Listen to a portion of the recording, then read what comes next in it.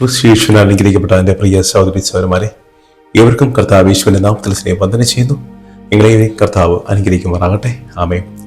നിയമാവർത്തന പുസ്തകം 30-ാം അധ്യായം അതിന്റെ 19-ാം വാക്യം. ഇതാ ഞാൻ ജീവനും മരണവും അനുഗ്രഹവും ശാപവും നിങ്ങളുടെ മുമ്പിൽ വച്ചിരിക്കുന്നു. നിങ്ങളും നിങ്ങളുടെ കുട്ടികളും രക്ഷ പ്രാപിക്കേണ്ടതിന്, നിത്യജീവൻ പ്രാപിക്കേണ്ടതിന് ജീവനെ തിരഞ്ഞെടുത്തുകൊള്ളുക. കർത്താവ് തന്റെ സ്നേഹത്തിന്റെ, തന്റെ കൃപയുടെ അനന്ത സ്നേഹത്താൽ സ്വതന്ത്ര ഇച്ഛാശക്തിയുടെ ദാനം നമുക്ക് കൃപയായി ദാനമായി നൽകിയിരിക്കുന്നു. അത് അവിടുത്തെ സ്നേഹത്തിന്റെ, അവിടുത്തെ കൃപയുടെ ഒരു വലിയൊരു അടയാളമാണ്.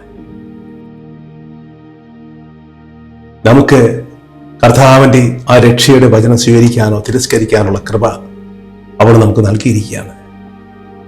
എന്നാൽ കർത്താവ് തന്റെ അധികാരം ഉപയോഗിച്ചുകൊണ്ട് നന്മയും തിന്മയും വചനം സ്വീകരിക്കാനോ തിരസ്കരിക്കാനുള്ള ആ നമ്മുടെ കഴിവിനെ അവിടുന്ന് ചൂഷണം ചെയ്യുന്നില്ല.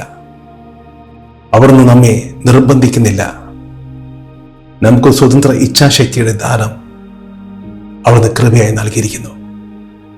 എന്നാൽ അവിടുത്തെ രക്ഷയിലേക്ക് മക്കളാണ് നമ്മൾ രക്ഷിക്കപ്പെടണമെന്ന് ആഗ്രഹിച്ചുകൊണ്ട് അവിടുന്ന് തന്റെ നിത്യരക്ഷയിലേക്ക് നമ്മെ സ്വാഗതം ചെയ്യുന്നു. മത്തായി എഴുതിയ സുവിശേഷം 23-ാം അധ്യായം അതിന്റെ 37 ഇപ്രകാരം പറയുന്നു: ജെറുസലേമേ, ജെറുസലേമേ, പ്രവാചകന്മാരെ കൊല്ലുകയും നിന്റെ അടുക്കിലേക്ക് അയച്ചവരെ കല്ലെറിയുകയും ചെയ്യുന്നോളെ, ഓഴുതന്റെ കുഞ്ഞുങ്ങളെ ചിറകിന് കീഴിൽ ചേർത്ത് കൊള്ളുന്ന പോലെ നിന്റെയും നിന്റെ കുഞ്ഞുങ്ങളെയും ചേർത്ത് കൊള്ളുവാൻ ഞാൻ എത്ര അധികം ആഗ്രഹിച്ചു. നിങ്ങളോ എന്നിൽ നിന്ന് അകന്നുപോയി പാപം ചെയ്തു. ഹല്ലേലൂയ. ഭൂമിയിലെ സർവ്വജനങ്ങളും രക്ഷ പ്രാപിക്കണമെന്ന് കർത്താവ് ഇതിലൂടെ ആഗ്രഹിക്കുന്നു. അവൻ സ്നേഹസമ്പന്നനാണ്. അവൻ കൃപയും കരുണയുള്ളവനാണ്. ആകയാൽ താൻ അറിയുന്ന സത്യം നാം അറിയണമെന്നും അത് സ്വീകരിക്കണമെന്നും കർത്താവ് ആഗ്രഹിക്കുന്നു.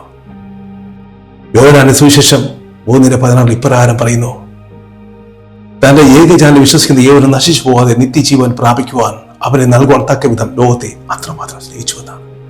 കർത്താവ് നാം രക്ഷിക്കപ്പെടാനായി, നാം നിത്യജീവൻ പ്രാപിക്കാനായി തന്റെ ഏകജാതന്റെ മകനെ നൽകിപ്പോലും നമ്മെ സ്നേഹിച്ചു. ഇത്രത്തോളം സ്നേഹം ആരാ പ്രിയ സഹോദരനെ നമ്മോട് കാണിക്കുക?